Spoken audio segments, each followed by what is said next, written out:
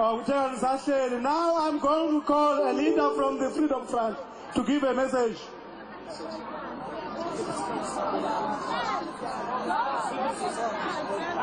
Let us say to Jacob Zuma, the people has come to say goodbye.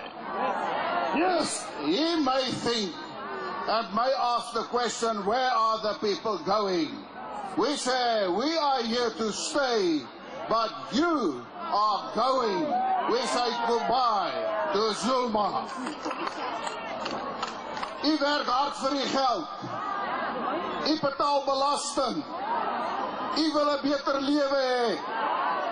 U wil hê daardie belastinggeld moet werk skep.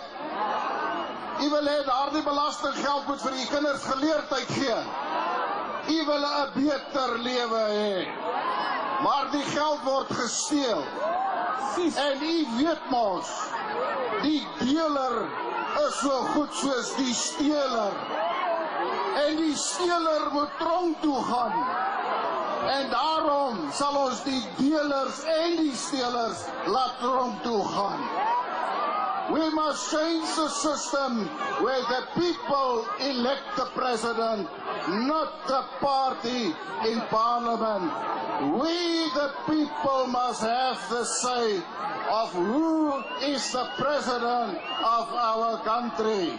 So we say to Zuma, your time has come. You must go. You must go.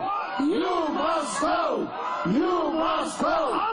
You must go. You must go.